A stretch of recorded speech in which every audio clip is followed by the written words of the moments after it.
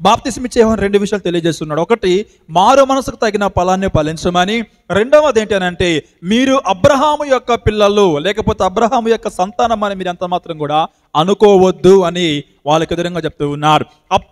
అప్పటిదాకా వాళ్ళకున్నటువంటి ఆలోచన, మేము అబ్రహాము యొక్క సంతానం, అబ్రహాము మా యొక్క పూర్వీకుడు, ఆయన మా పూర్వపు తండ్రి, సో కాబట్టి అబ్రహాముకి మేము చెందిన వాళ్ళము అని చెప్పేసి అనుకుంటూ ఉంటే, బాప్తిస్మ ఇచ్చే యోహాను మీరు ఎంత మాత్రం అలా అనుకోవద్దు.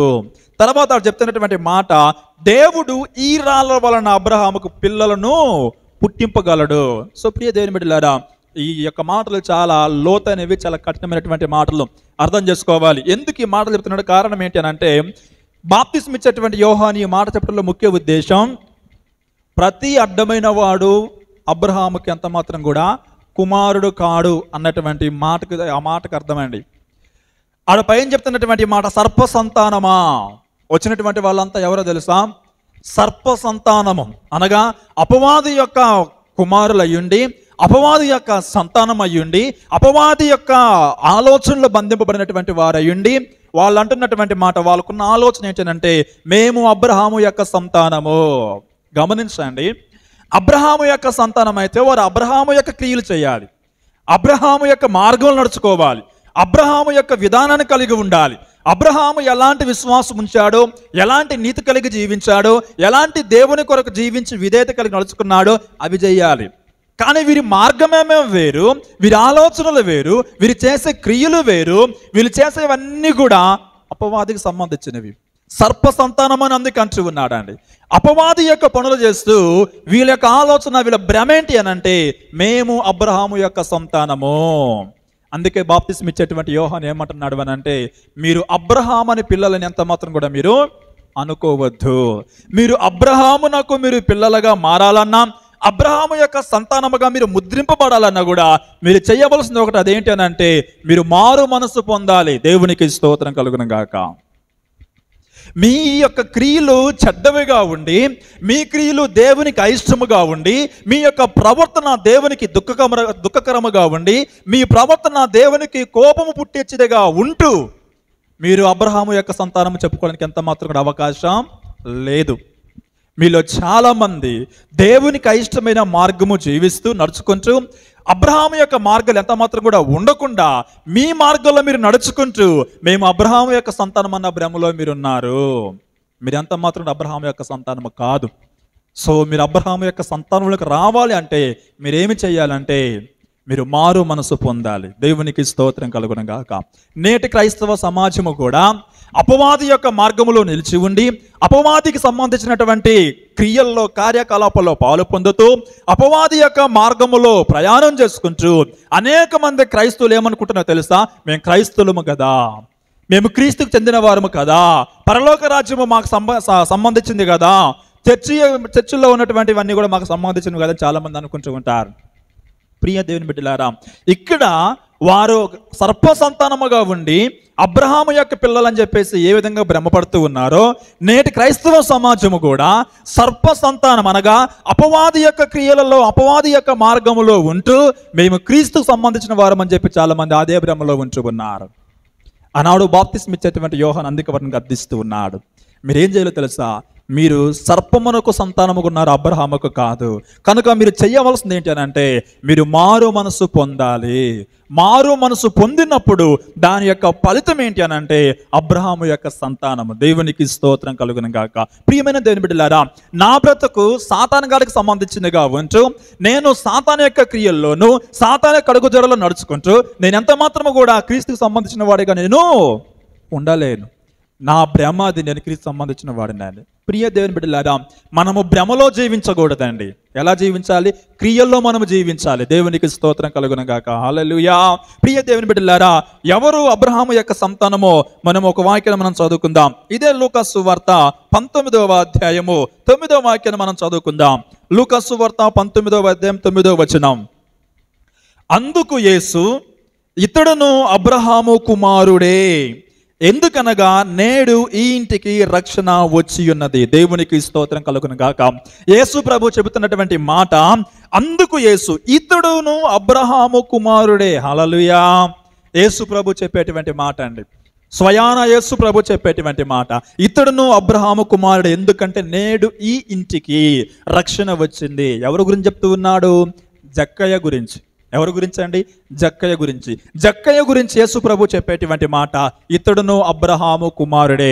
ఒకసారి మనం పైన చదువుకుంటూ వద్దాం, ఎందుకు ఆ మాట చెప్తూ ఉన్నాడు. మొదటి వాక్యం, ఆయన సంచరించుచు యెరికో పట్టణములో ప్రవేశించి దాని గుండా పోవచ్చు ఉండెను.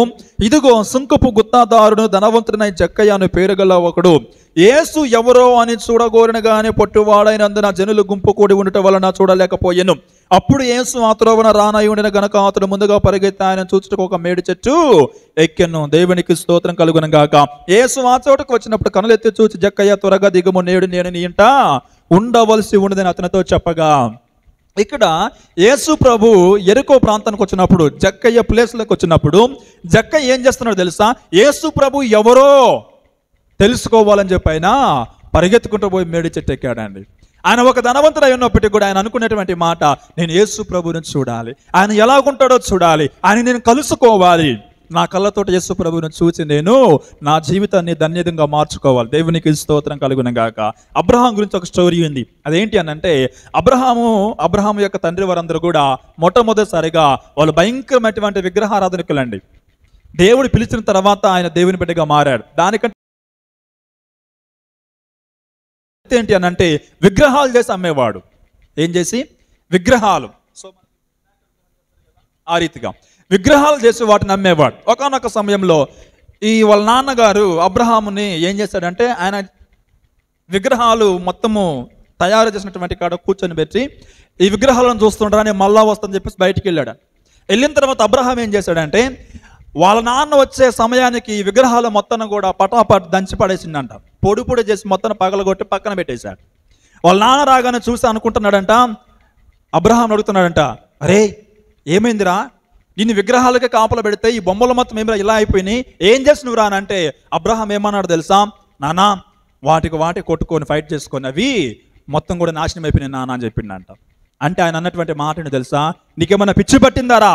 అవి బొమ్మలు రా, అవి విగ్రహాలు, అవి కదలలేవు, మాట్లాడలేవు, ఏమీ చేయలేవు, అవి ఒకదాన్ని ఒకటి ఎలా కొట్టుకుంటాయి, ఎలా నాశనం అయిపోతాయి రా అని అంటే, అబ్రహాం చెప్పాడంటే ఏంటో తెలుసా? కదా నాన్న, ఈ బొమ్మలన్నీ నీకు తెలుసు కదా, విగ్రహాలన్నీ నీకు తెలుసు కదా, పలకలేవు, మాట్లాడలేవు, చూడలేవు, కదలలేవు అని నీకు తెలుసు కదా, మరి వీటిని ఎలా నువ్వు తయారు చేసి దేవుడు అని చెప్పి ఇతరులకు నువ్వు అమ్ముతూ ఉన్నావు నాన్న, తప్పు కదా అని అబ్రహాము తన తండ్రికి బుద్ధి చెప్పాడంట అండి. సో అబ్రహాముకు ఉన్నటువంటి కోరిక ఏంటో తెలుసా? నిజ దేవుని తెలుసుకోవాలన్నటువంటి అన్వేషణ అబ్రహాములో ఉండేదంట. దేవునికి స్తోత్రం కలుగును గాక. మనము పూజించేటువంటి ఏది కూడా నిజమైన దేవుడు కాదు, ఎందుకంటే ఇవన్నీ కూడా విగ్రహాలు. సో నిజ దేవుడని తెలుసుకోవాలని అబ్రహాముకి ఎప్పటి నుంచి అన్వేషణ ఉండేదంట అండి. ఇక్కడ జక్కను కూడా మనం చూస్తే యేసు ఎవరో చూడాలని ఏం చేశాడు తెలుసా? మేడు చెట్టు ఎక్కాడు. దేవునికి స్తోత్రం కలుగును గాక. ప్రియ దేవుని బిడ్డలారా, తర్వాత మరొక వాక్యం చదువుకుందాం మనం. 6వ వచనం, యేసు ప్రభు నేను నీ ఇంట ఉండవలసి ఉందని చెప్పిన తర్వాత అతడు త్వరగా దిగి సంతోషముతో ఆయనను చేర్చుకునేను. అందరూ అది చూచి ఈయన పాపి అయిన మనుషుని యొద్ద బస చేయ వెళ్ళనని చాలా సనుగుకొనిరి. జక్కయ్య నిలువబడి, ఇదిగో ప్రభువా, నా ఆస్తిలో సగం బీదలకు ఇచ్చుచూ ఉన్నాను, నేను ఎవరినొద్ద నేను అన్యాయముగా దేనినైనా తీసుకుని ఎడలా అతనికి 4 గంటలు మరలా చెల్లించని ప్రభుతో చెప్పాను. ఎప్పుడైతే యేసు ప్రభు నేను నీ ఇంట ఉండవలసి వచ్చిందని చెప్పిండో వెంటనే జక్కయ్య ఏం ఆలోచన చేయకుండా పరిగెత్తుకుంటూ యేసు ప్రభుని తీసుకెళ్లి తన ఇంటిలోనికి పెట్టుకున్నాడు. పెట్టుకున్న తర్వాత జక్కయ్య అనే మాట ఏం తెలుసా? నేను ఎవరిని యొద్ద అన్యాయంగా తీసుకున్న దానికి నేను 4 గంటలు చెల్లిస్తూ ఉన్నాను. ప్రియ దేవుని బిడ్డలారా, నెంబర్ 1, జక్కయ్య యేసు ప్రభు ఎవరో తెలుసుకోవడానికి ఆయన ప్రయత్నం చేశాడు, తెలుసుకున్నాడు. రెండవది, యేసు ప్రభు నేను ఇంటికి రావాలంటే వెంటనే చేర్చుకున్నాడు. మూడవది ఏంటి తెలుసా? తను మారు మనసు పొందాడు. ఏ రీతిగానంటే, అన్యాయంగా ఎవరి దగ్గర నేను వసూలు చేసిన తిరిగి మరలా నేను ఆ వ్యక్తికి అది ఇస్తానయ్యా. దేవునికి స్తోత్రం కలుగును గాక. హల్లెలూయా. మారు మనసుకు తగిన ఫలం ఏంటో తెలుసా? ఇప్పుడు జక్కయ్యకి అబ్రహాము కుమారుడిగా ఎంచబడ్డాడు. హల్లెలూయా. యేసు ప్రభు చెప్పేటువంటి మాట ఎప్పుడైతే ఆ మాట నోట్ల నుంచి వచ్చిందో, ఇతడును అబ్రహాము కుమారుడు అని చెప్పేసి యేసు ప్రభు చెప్తూ ఉన్నాడు. ప్రియమైన దేవుని బిడ్డలారా, ఈ రోజుల్లో మన యొక్క పరిస్థితి కూడా ఎలాగుండాలో తెలుసా? మనము యేసు ప్రభుని తెలుసుకున్న మనము, ఒకళ్ళు తెలుసుకోలేకపోతే తెలుసుకున్న మనము యేసు ప్రభువుని చేర్చుకునే వారిగా ఉండాలి. చేర్చుకున్నటువంటి మనము మన యొక్క పాపిష్టి జీవితానికి పులి స్టాప్ పెట్టేసి యేసు ప్రభు యొక్క మార్గంలో మనం నడిచేటువంటి వారిగా ఉండాలి. మనం వదులుకోవాలి, విడిచిపెట్టాలి. ప్రభు కొరకు మనం ఏమి చేయాలో వాటిని మనం చేసేవారిగా ఉండాలి. అలా ఉన్నప్పుడు తప్పకుండా మనము కూడా అబ్రహాము యొక్క సంతానముగాను క్రీస్తు యొక్క వారసులుగా మనము కూడా పరిగణించబడతాం. అలా లేని పక్షంలో నేను క్రీస్తు వాడిని లేకపోతే అబ్రహాము యొక్క సంతానం మనం ఎంత చెప్పుకున్నా కూడా నీ మాటలు వృధానే, వ్యర్థమే. ఎప్పుడైతే నువ్వు జక్కయ్య వలె నువ్వు మనసులో మార్చుకుంటావో, ప్రభువుని చేర్చుకుంటావో, ప్రభు ఎవరో తెలుసుకోవడానికి ప్రయత్నం చేస్తావో, నువ్వు తప్పకుండా అబ్రహాము యొక్క సంతానంలోకి చేర్చబడతావు, లేదా క్రీస్తుకు చెందిన వాడిగా నువ్వు ఉంటావన్న సంగతిని జ్ఞాపకం ఉంచుకో. చివరిగా ఒక వాక్యం చదువుకుని మనం ముగించుకుందాం. గలతీయులకు రాసిన పత్రిక 3వ అధ్యాయము 29వ వాక్యం చదువుకుని ముగించుకుందాం. 3వ అధ్యాయం 29వ వచనం. గలతీయులకు రాసిన పత్రిక 3:29. మీరు క్రీస్తు సంబంధులైతే ఆ పక్షమందు అబ్రహాము యొక్క సంతానమయుండి వాగ్దాన ప్రకారం వారసులై ఉన్నారు. దేవునికి స్తోత్రం కలుగును గాక. అబ్రహాము యొక్క సంతానమై ఉండాలంటే ఫస్ట్ మనం ఏమో తెలుసా? క్రీస్తు సంబంధించిన వారిగా మనము ఉండాలి. హల్లెలూయా. ప్రియమైన దేవుని బిడ్డలారా, ఆనాడు యూదుల్లో వారు ఎన్నో చెడు పనులు చేసుకుంటూ నేను అబ్రహాము సంతానం అనే భ్రమలో ఉన్నారు. బాప్తిస్మిచ్చే యోహాను వారితో అదే చెప్తూ ఉన్నాడు, అబ్రహాము సంతానం మీరు కాదు.